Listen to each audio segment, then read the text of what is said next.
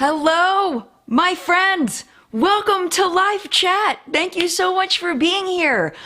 We did not have a What's Up in Makeup news show this week, but I'm going to try to make that up to you by bringing you some of the things that we were going to be talking about in What's Up in Makeup today. So don't worry about it. It just wasn't, it's a weird time with makeup right now with, the pandemic and things getting pushed back as far as releases and like whether it's worth it to make a show because there just isn't enough interesting things to talk about. There's things, but it's like, I don't want to waste your time with a show that, maybe has a couple of things that are interesting. So we're just going to put those things in the show today. But our main story today is James Charles doing some stuff again. We're going to talk about it because there's a debate about whose fault it is, whether it's James's fault, whether it's, whether the people at H3H3 are making a huge deal out of nothing. Like, I want to show you all the stuff and then I want to talk about it. Also, we're going to be talking about an issue that Raw Beauty Kristi had with getting monetized for one of her videos and just kind of the... Basically, YouTube as a career is extremely unstable, and this is just more evidence of that. So we're going to be talking about that. I also wanted to mention I've been getting quite a few comments about that the chat hasn't been available on the replay, that people want to read the chat, and people are saying that I've been turning it off, which is not true. And I want to show you what I just screen captured. Just to prove to you, it says, this is what I screenshotted before I went live. This is what it always looks like. This is the default. And it says here, there's my slow mode for 60 seconds. It says allow live chat to replay. And you can see that it is turned on. So... Sorry, headphone users. I don't have control over whether YouTube listens to me or not, but just so you know, I do have it always turned on. I've also been having trouble with the automatic closed captions that I always have those on, but YouTube is choosing for whatever reason, it's glitching or whatever. I don't think it's a conscious choice, but it's having an issue with closed captions as well, the automatic ones. So that housekeeping is done. Let me go ahead and very quickly say hello to the people that are here live in the collective brain of makeup awesomeness. The people that are here live in the live chat. If you are not here live, you are participating in the collective brain by putting your thoughts down in the comments so that we can read what you have to say. And if you are here live and I don't read your comment live and you want it to be known what you thought, feel free to leave those in the comments later. So let's say good morning to my girl Monica. Hello, Monica. So good to see you. Hello, Kat. Good to see you as well. And Janice and Just Glow Firefly and Miriam. Hello. Mander, Jack, and Megan are here. Thank you for being here. And Diana and Mel and Linjvi and Melissa and Jen Unboxed. Graciela is here and Catherine and Tina. Maja is here and Joanna and Vicky. Good morning to you. Good morning, Shannon and Casca. Good morning to you and Jackie. Classically Diana, Cynthia, Katie Love, Alyssa, and Tiffany PK in the house. Good morning to you. Thank you so much for being here. I love that you put Tiffany PK as your... That just makes me smile. So anyway, thank you for being here. So let's go ahead and get started on what is happening right now. Okay, so let's just talk about it. Here we go. So, if you are not familiar with Ethan and Hila from H3H3 Productions, you are in company with me because I don't know a lot about them either. I do know that they're friends with Phil from Philip DeFranco. Philip DeFranco from, I don't know what he's from his new show. He's been on YouTube forever, and I know that they've been on YouTube for a really long time, and I don't follow them, so I'm not familiar with their brand, their merch, all of that. So this is what Ethan tweeted. I know we didn't invent color blocking, but I'm having a hard time with the new James Charles merch. It's the exact same design as Hila's, combined with the fact that his audience is so huge, many people will assume that he designed it and start accusing us of plagiarism. What do you think? So let's look at them side by side. At the top, you can see that is Hila's from H3H3, and the bottom you can see James's version of it. I agree with Ethan that he didn't invent color blocking, but you can see there are quite a few similarities. You can see the tone is a little bit different and that Hila's is a little bit deeper of colors. James is lightened up, but I think what makes this so similar is the color story is exactly the same. You've got the yellow on the cuffs, you've got the yellow hood, you've got the, purpley kind of color in the middle. You've got the right arm that's pink, the left arm that's green. It is clearly inspired. I think that it would be kind of silly to think that this was just a complete coincidence. And we know for a fact it's not a complete coincidence because James said that it probably was not. So this came out, I guess, a couple days later. Oh, actually, I want to show you this real quick because I put these in out of order before we get there. So September 17th, apparently they did have a conversation. James says, when you DM'd me yesterday, I sent you the original photo that inspired my collection, explained I've never seen your brand, but also asked what you wanted me to do. You didn't reply. After last year, I vowed to keep conversations private and create solutions, not drama. And then he invites them to continue their conversations in DM. And that's something I want to talk about too, is keeping these kinds of conversations in DM, or should something like this be public? I want to talk about that as an issue. So hopefully I remember to go back to that. So let's talk about, now we see the private conversation between James and Ethan. So Ethan says James basically admits his team ripped off us, but said it's fine because, quote, we don't have the same fan base or demographic. Hila also tweeted out something very similar. Here's James's first DM. And I do like to read these in case people are listening to this like a podcast, okay? And it's important, I think, to know what James said here. And let's really look at it. So James says, oof, looking closer at the screenshot you just sent me, I will give you the heads up that one of the colorways we're doing is actually an exact copy of the purple, tan, pink, and teal hoodie you guys have. I designed the pastel one based on the Nike hoodie, but my design team pitched me a bunch of colorways once we decided on doing a color block collection, and I liked that one and said yes, once again, not being familiar with your brand or hoodie. So apparently his team pitched him Hila's hoodie, and he said yes, but didn't realize that it was Ethan and Hila's. I personally don't think that that matters who it belongs to. I think that when you're directly copying someone else's design, that is a copy, whether it's Hila or whether it is, Lisa in Idaho. I think copying someone's design is copying someone's design. That's my opinion.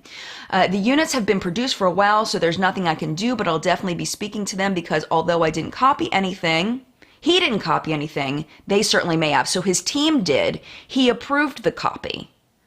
So therefore, and then he says, which is not okay. So it's not okay if it's Ethan's, but it would have been okay if it was somebody that did not have a YouTube platform. That's the question that I have at this point. And then Ethan says back, not really a coincidence then, is it? Next DM.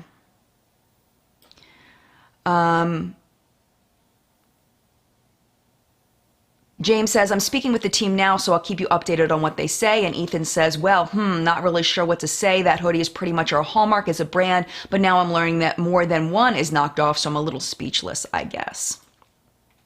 Last DM. James says, once again, upside down smiley face, the main hoodie in the collection is knocked off. It had a different source of inspiration, has a different color body and a different color pocket and logo. It's completely different placement, size of color. So he's saying the other... so the one that I didn't show you, a different one, you can look up the other one, is not a copy. It's just kind of an inspiration. So you don't own color block either, which I don't think was necessary to say. The other colorway, which I did not personally select but approved, however, is extremely similar. I'm trying to get to the bottom of how the design team came up with. Regardless, we don't have the same fan base or demographic, so there's really no competition here. All I can tell you is that I've never shopped on your website before and I did not copy your brand. But he approved the copy. He approved copying someone. All right. Let's flip over. So this is the issue I have at this point, is kind of like what I've been saying, is that It's just not nice to take someone else's design, copy it exactly, and then produce it yourself. It doesn't matter whether that person has a platform or not. If you're taking something off Etsy, if you're taking something off of a website from, you know, Ireland, or if you're taking I'm just picking a random country. If you're picking, it doesn't matter. You're still taking someone else's work and making it. And why this is a big deal in James's situation is that he has been accused of copying other people before, and he has accused people of copying him. So let's just go over that real quick. So this was one of the things. So this was an instance where he was accused of copying someone else's look without crediting them. Her name is, let's see, I have it right here. Oh, I don't have it right here, and it's hard for me to read. I'll put it in the video description what her name is. She's very, very talented. So did not credit this look. But the major one I wanted to show you, I've heard other things that he's copied other people's looks, but I couldn't find evidence of other ones, so we're just going to leave it at this one. Wet n Wild copied his palette design. So this is the Wet n Wild palette, and that looks very much like his Morphe palette, and this was his reaction when he was copied himself. That's crazy, your new palette looks extremely similar. And I thought this was, and then, oh wait, let me show you this first. Then he says, there's only so many colors you can put into an eyeshadow palette, and I'm not claiming to own specific colors. When you copy the exact shades and layout from my palette without even trying to hide it. See, this is the same situation, but in reverse. So you would think James would know and know how it feels to have something that you designed, copied, and how he had that done to him. But yet he's doing it to someone else and approving of it. Whether it was someone with a platform or not, he approved the copy of someone else's work. And this is where it's kind of weird. I do want to show you this just because it's kind of funny. But while I was a little more transparent about the copy, someone posted this, and Wet n Wild says, we certainly didn't copy the price, which I thought was kind of funny. I'll put links to all of these articles. This one was posted in Teen Vogue, by the way. That's where this image came from.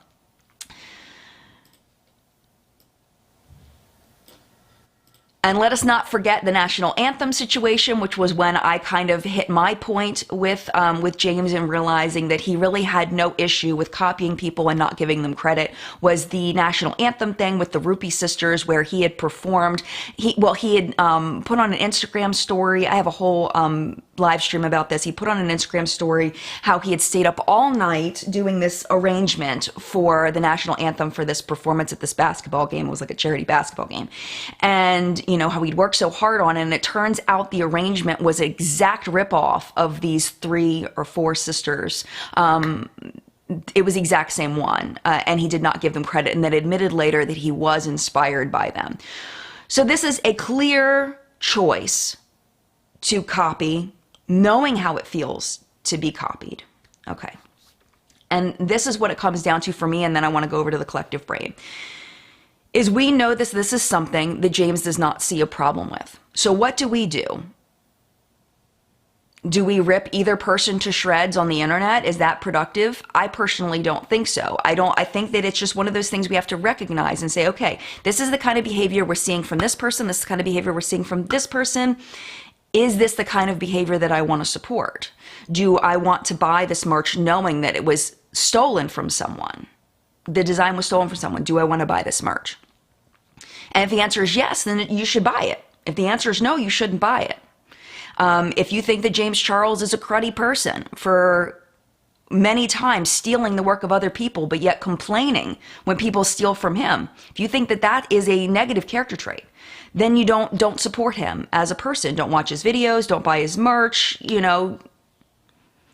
I mean, there's things that you can do as a consumer, and I honestly think that's where this should be left. I don't think this is a condemned to hell kind of situation. I think it's just an eye-opening thing to know what kind of person we're dealing with here. And this is not a surprise to me, to be honest. All right, I'm going to go ahead over to the collective brain. I want to see what you all think. I cannot believe I've been talking for 15 minutes already. I apologize. I haven't checked in with you for 15 minutes. All right, Courtney says, everyone copies everyone. This is how they live. Cynthia says, I seriously detest James Charles. Have learned absolutely nothing. I mean, and I think that the thing too about, you know, really having strong feelings about people, like, we don't know James. When it comes down to it, we don't know him as a whole person. This is just one aspect of who he is, but this could be a deal breaker for some people, and that I get. Kay says, copy Nike. Okay, yeah, I don't know. Miranda says, yeah, exactly. Why are we surprised that James has copied something again? He can copy others, but they can't copy him. Moma says, not a James Charles fan, but Wet and Wild had to know James Charles while I was... Wait, sorry, hold on a minute. But copying isn't okay. And I think that Wet and Wild did copy him on purpose. I think that it was purposeful, is what it seems like from the tweets. Francesca says he did not say he approved copying. He said his team gave him the idea and he approved after he realized after. I feel you understand it wrong. Okay, so this is what I see. And if you see something different, totally okay. Is that he was given designs that were found on the internet. He was given inspiration designs that were found on the internet. So he was given a picture of their design. He didn't know it was theirs, but he was given a picture of somebody's design. And he approved to make that exact same design with just a very slight variation in tone. To me, that's not okay. Even if he didn't know it was H3H3's or Teddy Fresh or whatever. He didn't know it was their design, but he was still pitched that and approved to copy somebody's design. I hope I'm being clear on the distinction between that. I still think that it's a copy, no matter where that copy came from. I don't think it should matter whether the person has a platform or not. Do you all remember back the Swatch sweatshirt? This was going back a while ago, that there was, who was it? Amanda Ensing had, it said Swatch Queen on a long sleeve white t-shirt, and it was a light pink and it said Swatch Queen, or I think, yeah. And then there were like light pink swatches on the arm. See, I bought the original one that she copied off of. So, like, people were up in arms over this with Amanda Ensing, that she had copied this other person's design. And this was many years ago, and I'm trying to remember the name of the person. I can picture her face, but I can't remember her name. Maybe you all remember. But people freaked out over this because it was an exact copy of her design. And I think that's where it makes a difference, is whether it's inspired by and things are changed, or if it's an exact copy. And it seems like this is an exact copy. So for example, let's put the picture back up. So let's say James had put the pink on the front and put the purple on the right sleeve, and then made the hood teal, and then the sleeves were teal, and then made the left arm yellow. That would not, to me, have been a copy. That would have been maybe, possibly, maybe not even, an inspiration. But because the placement is exactly the same, down to the strings on the hoodie, and the fact that he admitted that he copied this design, I see that as a copy. That's my opinion. But if you have a different opinion, that's okay. All right, let's go back over to the community. Yeah, Darcy says James Charles does not create, he channels trends. Yes, and I can see that. And yeah. Gigi, nice Gigi says it's the same damn shirt. It is. I mean, in the grand scheme of things, is this the end of the world? Like I was saying, is this like the biggest deal ever? It's more annoying, I think, than anything. I think it's annoying at most, and it's just telling. Tanya says, honestly, if even just changed the place of the colors, it would have made a huge difference. It's the yellow cuffs and the hood that really do it for me. I agree. Emmy says, let's all go buy the Teddy Fresh X SpongeBob collab color block hoodie, way cooler than JC's. I forgot to show you. Oh my gosh. Okay, Pretty Pastel, please. Let me see if I can find it and put it up because it was so funny. I'm not sure if you're familiar with her, but she is hilarious. Okay, and honestly, I would buy this. All right, let me screenshot this for you real quick. I'm up on it right now. She put it on Twitter and it just made me laugh. And I might buy this. Oh, All right, I'm saving it now. And now I'm inserting it. Let's see, image, browse. There it is, open, okay. All right, let me show you, this is cute. If you're not familiar with her, she has a bird, as part of like her brand is her bird. So this is her hoodie that she designed. I thought it was so funny. And she says, who gets angrier with me for copying their homework? Ethan or James? Crying face. And I love that. I just thought it was so cute and funny. I don't think she's actually going to make these. I just thought it was funny. So is Ethan blowing this out of proportion? In my opinion, kind of. I wish, okay, going back to handling things privately, honestly, like, this is good for business for both of them when it comes down to it. It's good for Ethan and Hila. It's good for James because it brings attention to the merch, because people will buy James's merch that maybe didn't see it before. And they're like, oh, this is really cute, I'm gonna buy it. Or it brings attention from people to James ripped, like someone said earlier, James ripped off Teddy Fresh, which is the brand name of Ethan and Hila. So I'm gonna buy that one, even if I'm not a fan. This is all marketing. This is all marketing. If this was a professional situation where we were dealing with professionals here, Ethan and Hila would have handled this privately. But business-wise, it's better for them to bring this publicly because they'll sell more merch. They'll sell more merch. They're not innocent either, in my opinion. That's my thought. You never know for sure what someone's motivation is, but selling more merch would be a great motivation to take that route. We'll never know 100%. So, all right. Yeah, Kate says, I think he tried to handle it privately. James did try to handle it privately. I don't think that James had any intention of making any of this public. It was Ethan and Hila who brought it public, which I appreciate. I appreciate when people want to handle things privately because, you know, it's just not necessary to air dirty laundry to the entire world, especially when you're dealing with such large platforms like this. You know, there has to be, in my opinion, some kind of other motivation there. Telma says, please, famous people, copy my brand. Pretty Psych Beauty, I'm definitely not buying any of them. The only one I would buy is Pretty Pastel, please.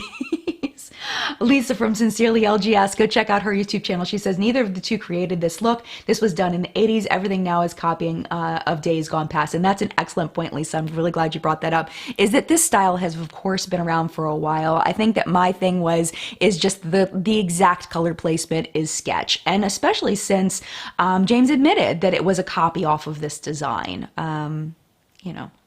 Java wants me to move on. I will be moving on in about 7 minutes. So yeah, I think. I want to make sure I get the communities, well, maybe a little earlier than 7 minutes. This is our topic for the first part, but we definitely are going to be moving on, I promise you. Britt Clark, go check out her YouTube channel. Congratulations on 10,000 subscribers, Britt. She says, just like we did with Skullhouse and Amanda. Skullhouse, thank you. I would have never known about Skullhouse if it wasn't for Amanda's team copying. Good point. Marie says, Teddy Fresh is not merch. Okay, great to know. I didn't realize that. Thank you for the clarification. I appreciate you. Lindsay says, I was thinking the same thing, Jen. People who don't like James will go to Teddy Fresh and buy the hoodie just to punish James. Some of them might. Some of them might. Yes, we do have lots of other things to talk about, though. I wanted to make sure that I said that. But yes, I get you. Cynthia says he doesn't think it's a problem when he does it to someone, but he can't tolerate it when it's done to him. BS. This generation of influencers is so entitled and out of touch with reality. I mean, this is what I think. I think, in my opinion, that James Charles's team and James Charles need to, in my opinion, they don't have to listen to me. Who the heck am I? Be very careful about this whole copying thing. You know, you can be inspired by something and not directly copy something. You know, it was purposeful to copy someone else's design, whether it was Ethan's or somebody else's. And I think, especially knowing that you've been in trouble for copying people before, it's really not good. It's not a good look. It's not a good look, in my opinion. Oh, I'm pronouncing Hila's name wrong. It's Hila. I apologize. See, that's how familiar I am with her. I'm so sorry. Sorry to Hila for pronouncing her name incorrectly, and thank you to Kate for correcting me. Last one, Master says, I don't want to support either of them. I bet Romway has this design. Oh my gosh. Oh my gosh. Oh my gosh. Riv wants to discuss hashtag Free Britney. I know nothing about Free Britney, so I don't have enough knowledge about that to speak about it. But I'm sure there are plenty of platforms that have enough information. Oh, Sheila's here. Hello to Sheila. Good to see you. All right. We are going to move on about 5 minutes early because I'm kind of done with this topic too. All right.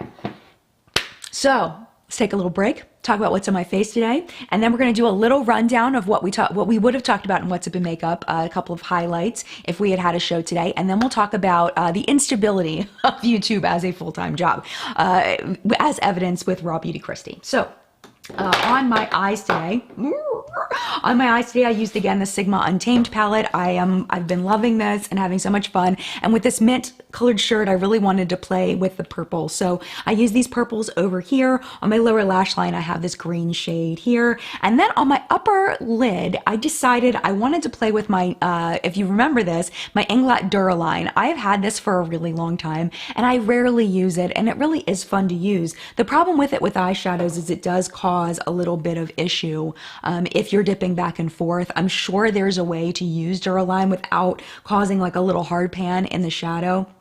But I wanted to use it, so I used it as my liner, and then I tapped the shade Envy over top of it so that it would really pop green. Hopefully it's coming across. I can see it in a mirror, but I don't know if you can see it. But I really wanted to do that, and it was fun. I've been playing with my Inglot Duraline a little bit more recently, and also playing with tapping kind of shinier colors over top of eyeliner just to give them a little bit of a something on my eyeliner.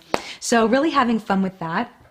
Also, I am filming my Rare Beauty review this week, finally. I purchased everything, so it took me a while to test everything, really get an idea, and I'm really glad I waited because this was one that took me a little bit to figure out how to use, and I'll talk about it more in the review. This is the Rare Beauty Blush, and this is in the shade Joy. I do feel like I have mastered how to use this, and I'm very excited to share with you just some tips and tricks and techniques of how to use this if you do choose to purchase it.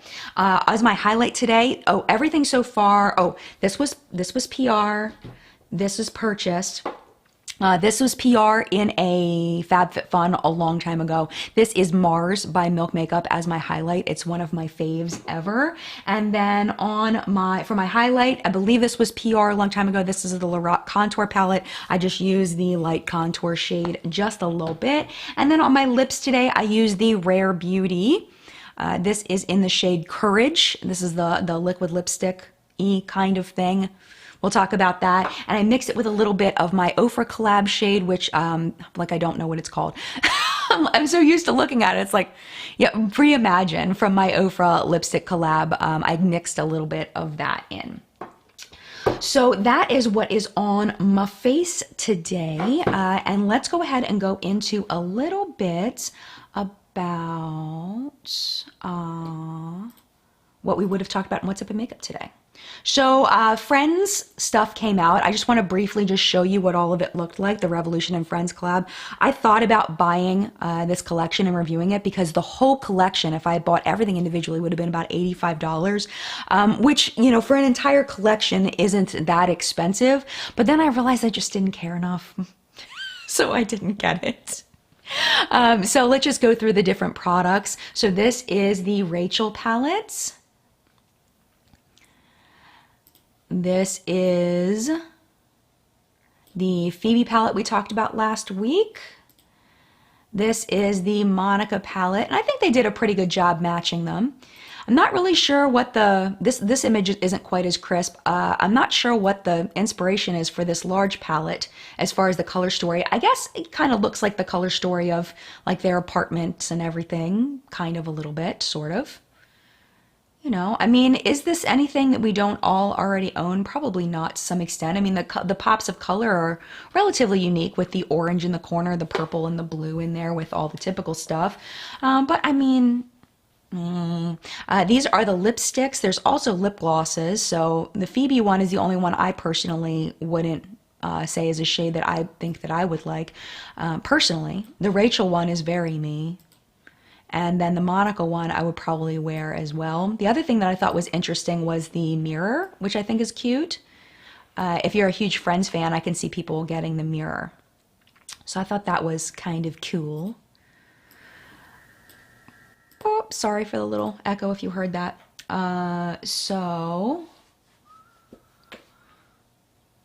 Carly wants to talk about Sati Beauty at some point. I'm not familiar with that story, or else, you know, we might be able to, but I'm not familiar with that, unfortunately. So I'm not really interested in the Friends collection. I'd be curious to know if you bought it. And the other thing too about the Friends collection is that Wet n Wild, oh my gosh, I got Wet n Wild on the brain. Revolution, the quality of their eyeshadows and their products really is relatively mediocre. So, I mean, every once in a while they get some good things. Like I really liked their concealer that they came out with that I got in PR, but I've gotten a bunch of stuff in PR from them, and I honestly haven't enjoyed hardly anything, just because it's very mediocre. If you are looking for you know, I feel like at that price point there are competitors that produce better stuff, like Wet n Wild, and even Elf has been upping their game quite a bit. So I don't know. I think Revolution's going to need to bump up the quality just a little bit. I'm just looking at my notes to make sure I didn't miss anything. So the 9-pan palettes are $12. The big eyeshadow palette is $25. Lip glosses are $8. Lipsticks are $8. And the mirror, I was trying to find the mirror. The mirror is $15. So they also had a scrunchie pack. Okay, sure. The next thing I wanted to talk about, it looks like my chat has stopped scrolling for some reason, which is super weird. There's been no comments for the past few minutes. So that's kind of odd. I may have to go somewhere else to see my chat because it looks like the chat has cut off completely. That's really weird. Okay, let's go ahead and go into advent calendars because tis the season for advent calendars. In the end, you really got to think about whether, since they do show you typically what's in the advent calendar and what's behind all the doors, yeah, it's kind of fun to open up all the doors, but do you really want the stuff? So here's one from Makeup Revolution. And then this one is $70. It's 23 products and 2 accessories. So the accessory looks like a scrunchie. I guess scrunchies are back. I'm not sure what the other accessory was, but they got some brushes and stuff in here. And then this is the one from Makeup Obsession. This one is $56, 20 items and 5 accessories. The accessories are the brushes. Then we have ASOS came out with some advent calendars. So we've got a few of those. Some of this stuff actually looks pretty good, in my opinion. I think this one's probably the most promising of advent calendars, some interesting things. So I'm not sure, I'm pretty sure this one is 75 pounds. And then there's this one. Getting a little lost in the prices. I think this one's 35. And then there's this one, which I think is also 35. So these actually, and that's pounds, not dollars. So yeah, I think these actually look a little more promising. And then let's finally talk about the Sephora one. This image is blurry, so I'm going to take you to the website. But yeah, so this is the Sephora one. This is $45. Let's go to the website and kind of zoom in a bit. So we'll go to this image and then see if we can see a little better. So kind of the nicest things in here are this lip stain and the single eyeshadow. We've got a lip balm, we've got some masks, we've got 2 nail polishes, we've got some nail polish remover wipes. We have the Story lipsticks I've heard are great. We've got a claw clip and a little ringy thing for your hair. We've got some micellar water, a pencil, $45. There's some fizzy bath bombs. That's what this little blue package and this little red package are bath bombs. I mean, they have the ability to do so much better, you know? Even if they don't make a ton of profit on it, you know, like they have the world at their fingertips, I feel like. At least they should with brands and making these advent calendars. It's just so sad. They're just known for their sad advent calendars, unfortunately. So let's go over to the collective brain and see what you all think. Yeah, the chat has died on my end, unfortunately. So I need to go over and see if I can see it live. You know what? Let me just look on my phone because that's really unfortunate.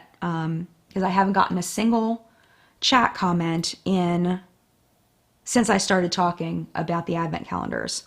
So let me see if I can even get on to see.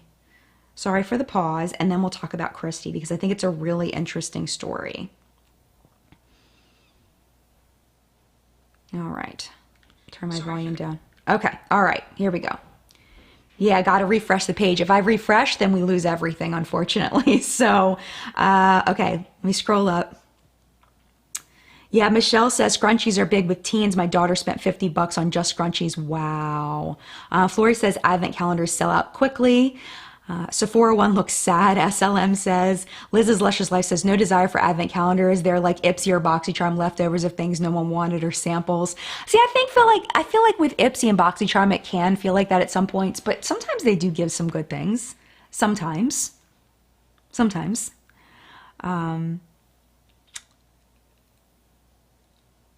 Yeah, Kate says I prefer advent calendars filled with chocolate. I agree. That those are glorious. I did get I think it was a Catrice advent calendar once, and it was fun to open the little doors every day, or maybe it was Essence. I think it was Essence. It was fun to open the little doors every day, but it was like, do I really need this stuff? And I think that's what it comes down to is, are we going to buy into the gimmick, or are we going to actually have fun with it? If you're actually going to have fun with it, absolutely. Okay. Aaron says if the chat looks dead when you talk about Sephora advent calendar, it's a reflection about how people feel about them. I think I think YouTube just decided to stop making my chat scroll for some reason.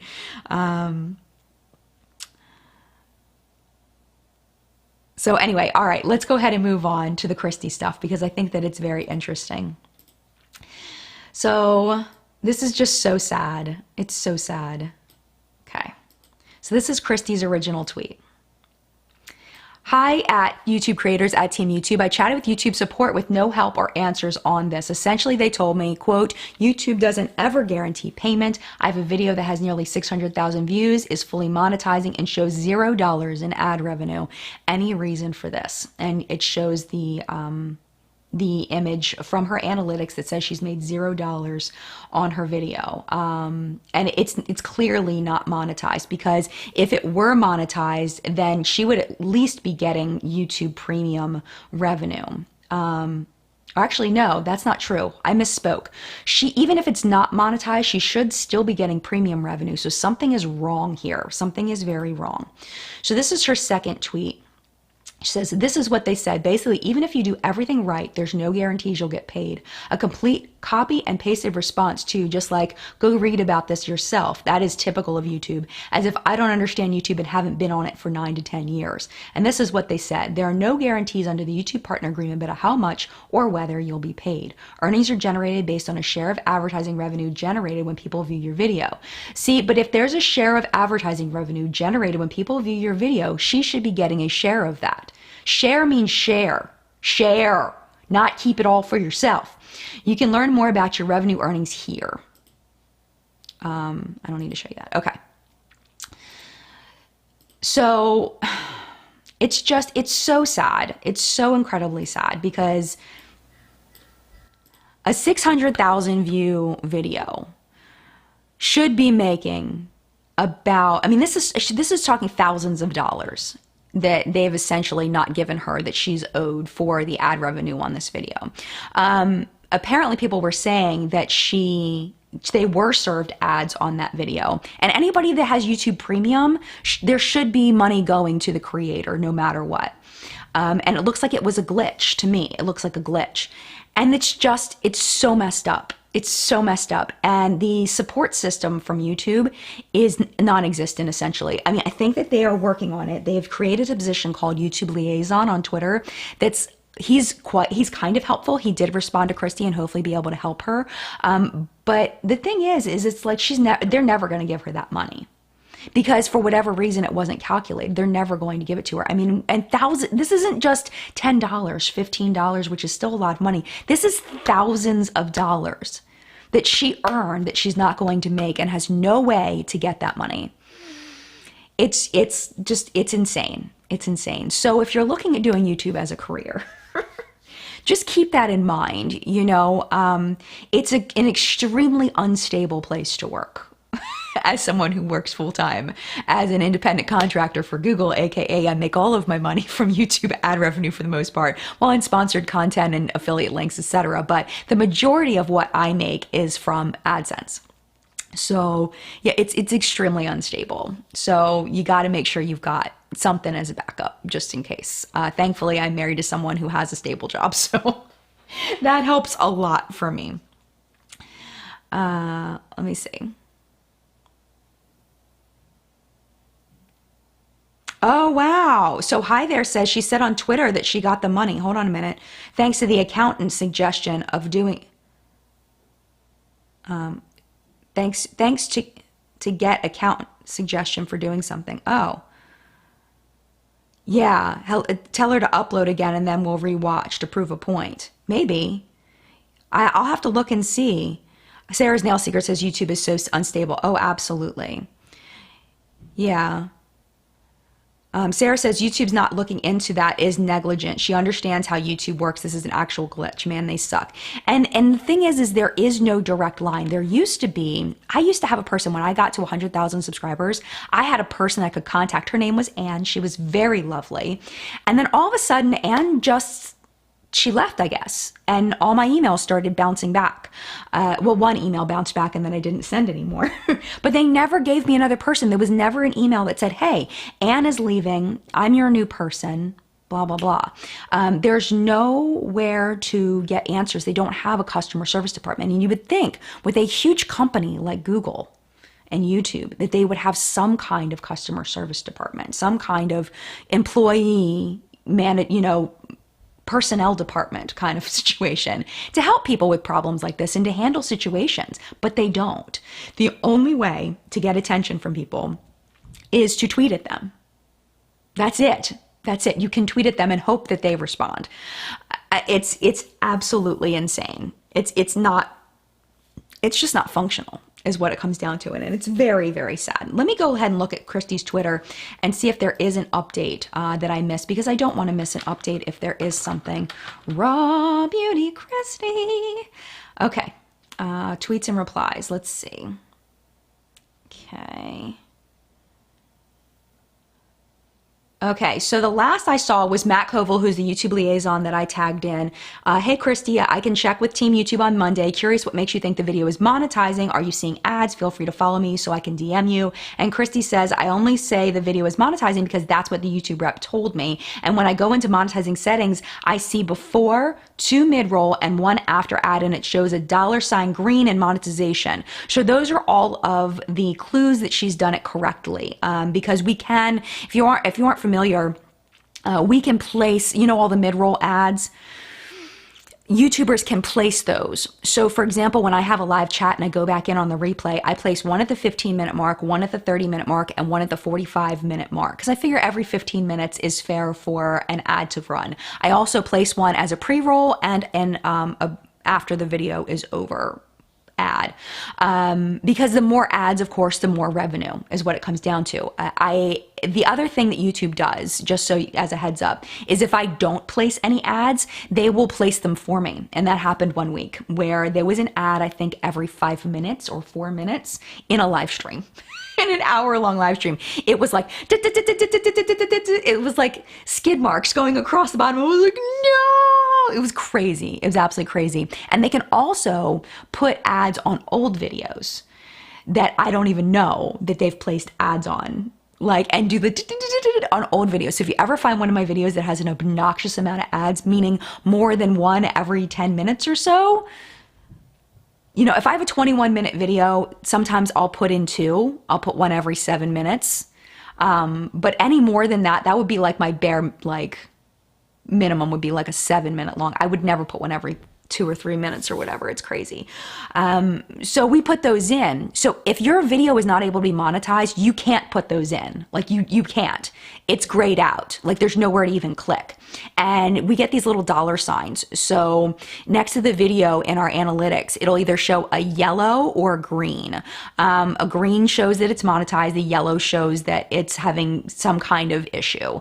I think there might have been a red too, but I don't experience red, so I don't know. I think red means that it can't be monetized. I don't know. But I know about yellow and green because those are ones that I've had before. So yeah, it's just a hot mess, and I hope that YouTube changes that because it's kind of ridiculous. Afra says, something that people don't realize is that these social media companies control your content. You do not own your settings or content on their sites. It's true. It's true. Yep, it's part of uploading. And same thing with like Instagram too.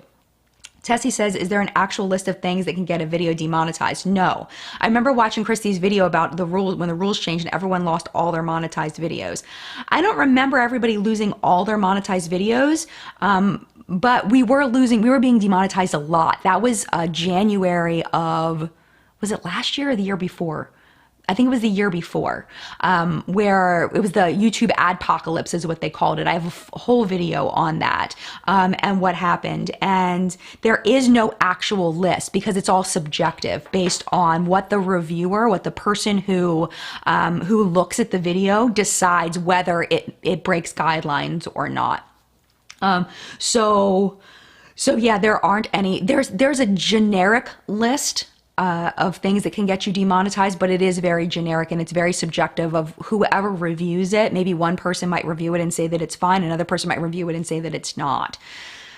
So it's crazy. It's a crazy job. But that being said, I wouldn't trade this for any other job. I love this job overall. I mean, it's definitely got its ups and downs, but the positives far outweigh the negatives for me, especially since I have a safety net in another job. And I do have multiple college degrees too. So if YouTube doesn't end up working out for me, I can just go get a job. Like it's really not, it's not going to be difficult for me to do something different if for some reason YouTube doesn't work out. Like, so for now, I'm really enjoying doing YouTube full time and I'm happy with it. I just think that there could be a lot of things that could be better about it. Yeah. Oh, Hannah says, I lost all monetization because I don't have 4,000 or more watch hours. Yes, that's true. Okay. I misspoke. I understand what you're saying now. So in order to be monetized, you have to have a certain number of, you have to have 1,000 subscribers. And I think the 4,000 hours is correct as far as the number of watch time within a year, 4,000 hours of watch time in a year. And if you don't have that, you can't earn money on YouTube through the AdSense program. So well, they call it the partner program. Yeah. RB says, LOL, I have multiple degrees. Finding work is not easy, not now. Well, that's good to know. I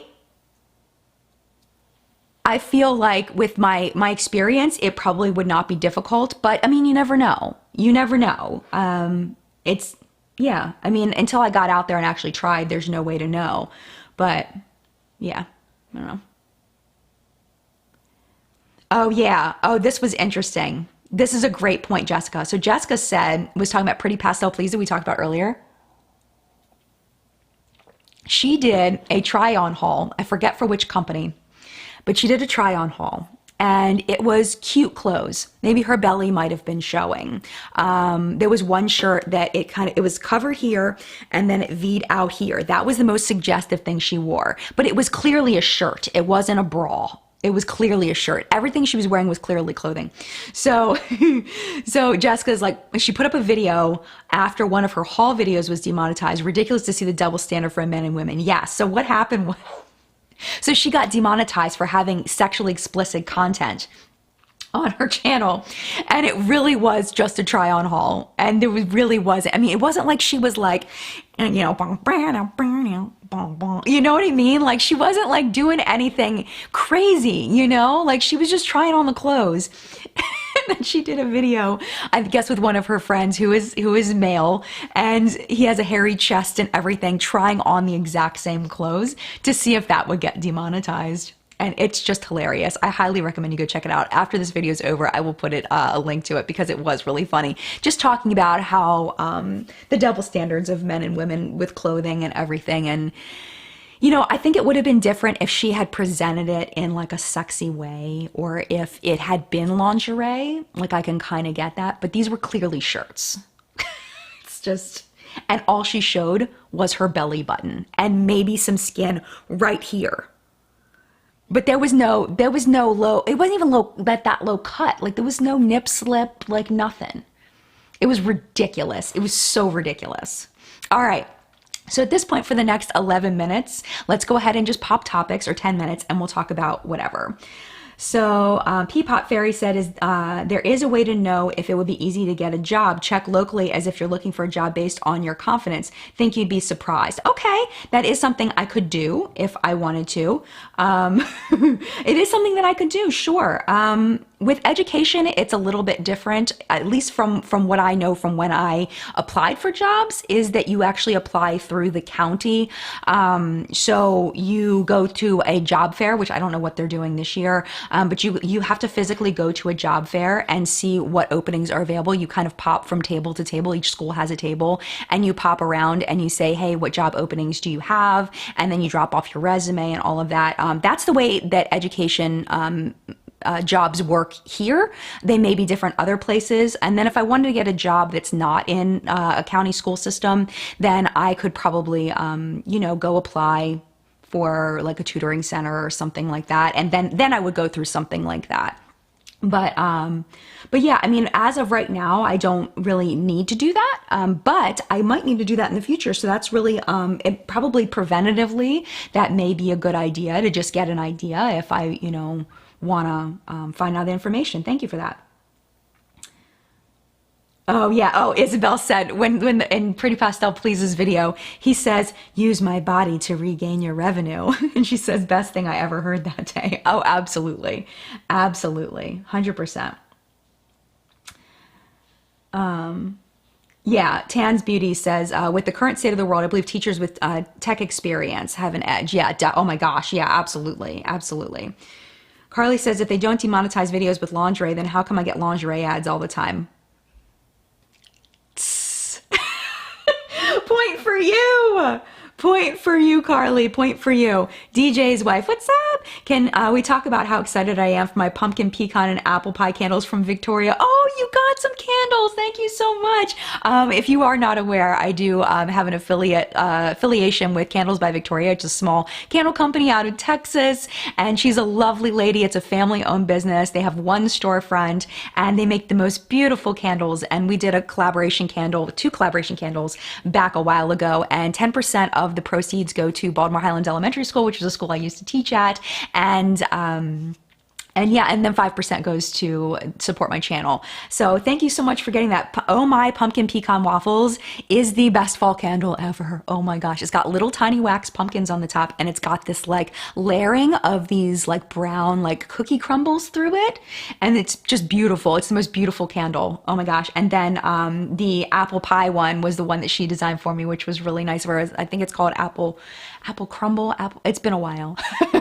But you don't have to buy any of those to have the money go to the channel and to the school. All you have to do is click my affiliate link, and it automatically goes through. So at the bottom of all of my videos, it says Candles by Victoria. You just click, it says affiliate equals Jen or something like that. If you click on that, it automatically counts. And it's anything you buy. If you buy, you know, 1 set of wax melts, it counts. If you buy, you know, 10 large candles, it counts. Like, it doesn't matter what you buy. So yeah, thank you for buying that. I'm so excited, and I can't wait for you to get them because they truly are amazing. Oh, and they have woodwick candles if you like that crackly sound. Yes, yes, yes.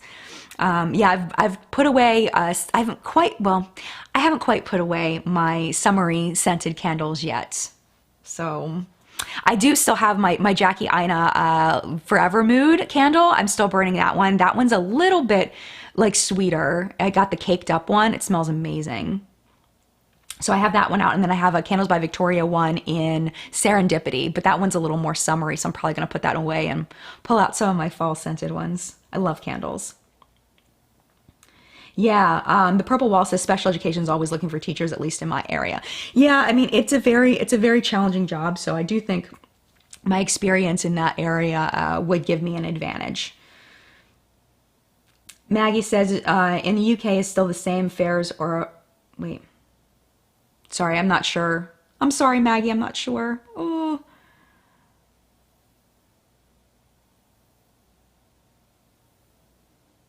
Yeah, what the kink says, they all want you to do these annoying portals for teacher jobs where I've worked. Oh gosh, oh, portals. Oh. I'm sure that's the way it probably is here now with no public events and things like that. Yes, Rain makes a really good point. Great point. She says, think about all the creators who don't have a platform that Kristi has. They probably really get screwed over. Oh, absolutely. Absolutely. If you don't have a loud voice with YouTube, then you don't get help. At least that I've seen. Actually, you know what? That's not 100% true. Because on Twitter, it's not YouTube creators, it's the other one. I've seen them responding to smaller creators. This one guy I saw, he was like, I don't understand why my video is not advertiser friendly. This is ridiculous. And they said, the YouTube Twitter account responded back, if you have any questions about our policies, blah, blah, blah. It was like a generic copy and paste response. I went to the guy's channel and it was literally fights. It was like a fight compilation of people fighting in the street. Like, you really think that's going to get monetized? Really? Really? A fight compilation? Come on, man. And it was brutal. I watched like 10 seconds or so, 15 seconds, and it was not a fun video to watch. So, yeah. I know some people like to watch fights. That's just not me. Caitlin said, what made you decide to stop teaching? I think it was, I have a video on it, but the major reason why I stopped teaching was the micromanaging. I'm one that I like to really get creative and I like to go where the kids are. So if the kids have, like, one year, all my kids loved soccer. It was like this thing in this one class that they just loved soccer. So I wanted to bring soccer into the curriculum as much as possible, in the reading curriculum. So whenever we could on the side, I taught the curriculum, I taught what I was supposed to teach, and I had all of the standards and things, but I tried to fit in here and there just some discussions of relating the topics to soccer. And I was not, I was not free to do that. Sometimes kids would need, because I was a special educator, and when I taught general ed, I saw different strategies that I learned as a special educator that I could use with my general ed students to kind of modify things to make things a little easier for them. And that was not welcome either. Anytime I tried to go toward what I thought the kids needed, I was basically told, you need to teach from the book, like you need to teach from the script, because the script is evidence-based or whatever, and which means I don't even know what that means, to be honest. Like, did they really test this curriculum on how many kids did they test it on? What does that really mean? Who knows? And they were having me teach using strategies that didn't work for my kids. I tried to get them to work for my students, and they were not working. And I tell this story a lot as an example of why I quit teaching. As I was teaching in a small group my last year, as I was in inclusion, so I pulled kids that struggled to the side and I helped them. And I was given this program that I didn't think worked very well for my students, but I did it anyway. And I tried to make it as fun as I could, still staying within the parameters of the program. And one of the students looked at me, she said, my last name starts with a G. Mrs. G, why do we have to do this? I was like, I don't know, honey. I was like, but we're going to do it. I had a moment of weakness. I was like, but you know what? We're going to do it, and we're going to get through it. And hopefully it'll help you to learn a little more, something like that. I don't remember my exact words, but I just remember just losing it for a second, go, I don't know, honey. I just lost it for a second with her. But she ended up it ended up being a positive thing in the end it's a long story and it's, private to that student, but it all worked out. It was just a moment where it was like, I don't know, sweetheart. I don't know why we have to do this, but let's just get through this part so we can do the things that are actually valuable. It was just really frustrating, is long story short, too late. It was very frustrating, and I like the freedom that YouTube provides, that I can create the content that I want to create, and I can do it on my terms, and it's very freeing. I didn't like the micromanaging of it because I thought that the way that I feel is that they should let the teachers teach, and then if the numbers start dropping, if kids aren't doing well, monitoring and seeing how the kids are doing on the standards. And if the kids aren't doing well, go, okay, well, why didn't they do well on this quiz? What can we do to improve that? And if a teacher is consistently not doing well, then put them on something that's a little more scripted. Give the scripted stuff as a resource, but let the teacher be creative with their own students and trust that they're a professional that knows what they're doing. And only stepping in to modify the curriculum if the teacher's strategies aren't working. But if the teacher's strategies are working, why mess with it?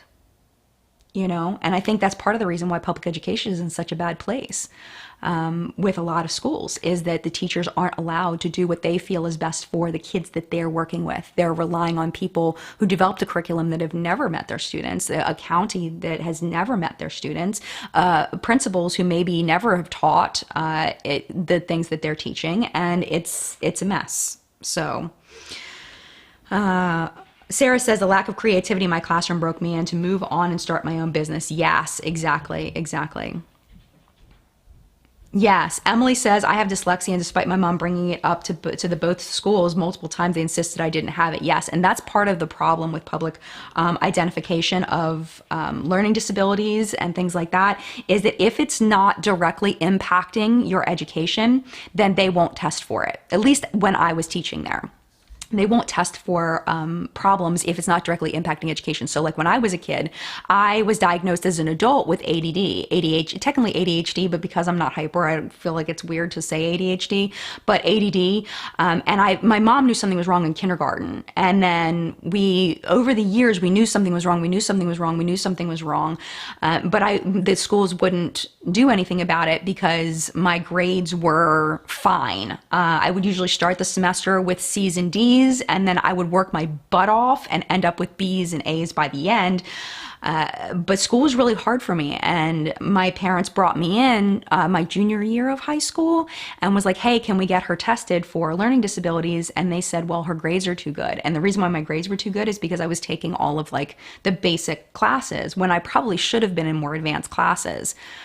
So it's a mess, and it sucks, and it needs an overhaul.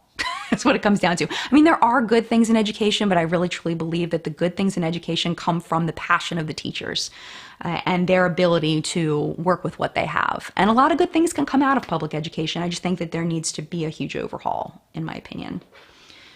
So, all right. Oh my gosh, it's 11:02. I didn't realize it was that late. Oh my gosh. Yeah. Yes.